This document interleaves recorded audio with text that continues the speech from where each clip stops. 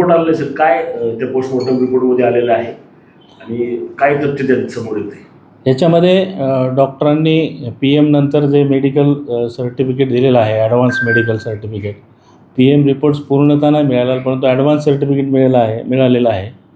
त्याच्यामध्ये डॉक्टरांनी जे पार्ट्स काढून ठेवलेले आहेत ते आम्ही ॲनालिसिससाठी पुढे पाठवणार आहे.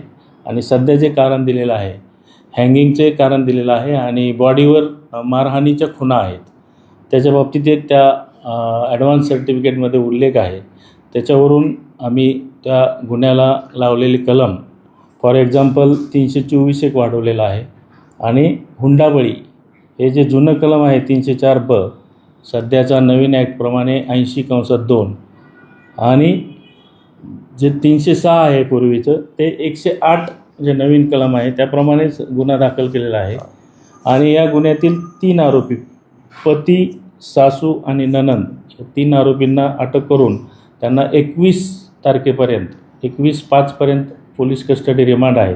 त्यातील उर्वरित जे 2 आरोपी आहेत जे आम्हाला मिळालेले नाहीत अजून, त्यासाठी एक साधारण 3 टीमा तयार करून त्यांचा वेगवेगळ्या पथकांमार्फत तपास चालू आहे. त्यांना लवकरच अटक करण्यात येईल. आणि या गुन्ह्याच्या तपासादरम्यान सगळा टेक्निकल एव्हिडन्स, त्याचबरोबर जो सिक्वेन्स आहे गुन्ह्याचा किंवा साक्षीदारांच्या बाबतीतली जी बारकाईची पडताळणी आहे, हे गेल्या 2 दिवसापासून अगदी 3 टीमांनी वेगवेगळ्या पद्धतीनं ही साक्षीच्या माध्यमातून वेगवेगळे पंचनामे करून सरकारी पंच घेऊन सदर गुन्ह्याचा तपास DCP गायकवाड सर आणि आमच्या सुपरविजनखाली तपासी अंमलदार डॉक्टर डोंगरे, अशोक डोंगरे हे PI आहेत, ते सदर गुन्ह्याचा तपास करत आहेत. लवकरच या गुन्ह्यातील उर्वरित आरोपी अटक करण्यात येतील.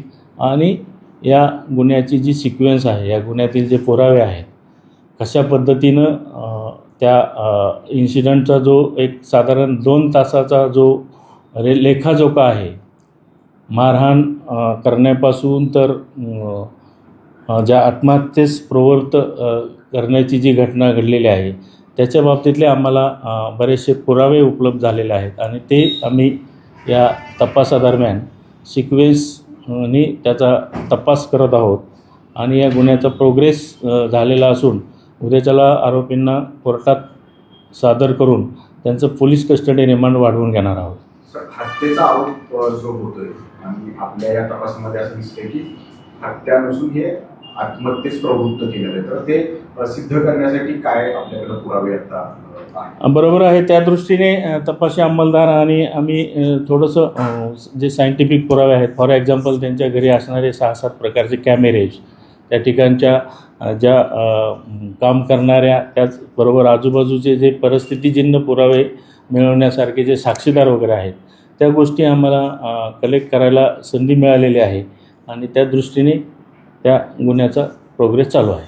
खरं तर अजित पवारांची, म्हणजे जे आता सत्तेत आहेत, त्यांचे जवळचे अतिशय निकटवर्तीय राजेंद्र आठवले आहेत आणि त्याच्यामुळं पोलिसांवरती दबाव आहे असं एक चर्चा आहे. तर त्या अनुषंगाने काय सांगाल? कुणाकुणाचे नेमके फोन आतापर्यंत आपल्याला काही आलेले आहेत? नाही, अशा प्रकारे कोणाचे फोन वगैरे काही नाही. आम्ही आमचा तपास अगदी कायदेशीर पद्धतीनं जास्तीत जास्त सायंटिफिक पुरावे गोळा करून या गुन्ह्यातील ही जी घटना आहे, अतिशय सामाजिक व्हॅल्यू किंवा एक क्रूरतेचा किंवा एका महिलेचा अशा प्रकारे अंत होणे, या दृष्टीने त्या गुन्ह्याकडे गांभीर्याने पाहून जे दुवे आहेत, तपासाचे जे दुवे आहेत, सायंटिफिक एव्हिडन्सेस आहेत, ते अगदी बारकाईने गोळा करून सदर गुन्ह्याचा तपास चालू आहे. कोणत्याही प्रकारचा दबाव नाही.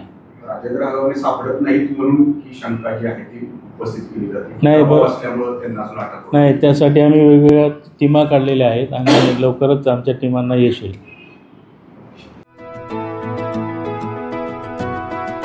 25 वर्षांचा प्रदीर्घ अनुभव व अत्याधुनिक तंत्रज्ञान यांनी सुसज्ज असे पुण्यातील आकाश आय क्लिनिक व लेझर सेंटर. रोबोटिक पद्धतीने वेदनारहित मोतीबिंदू शस्त्रक्रिया, तेही विना टाका व विना इंजेक्शन. मेडिक्लेमची सुविधा व सेम डे डिस्चार्ज. लेसिक लेझरने चष्म्यापासून कायमची मुक्ती फक्त 10 मिनिटात. काचबिंदू, रेटिना, ड्राय आय, मायोपिया अशा अनेक डोळ्यांच्या विकारांवर उपचार. म्हणजेच आकाश आय क्लिनिक आणि लेझर सेंटर, CTR कंपनी जवळ, विमान नगर, नगर रोड, पुणे. संपर्क 8888173100.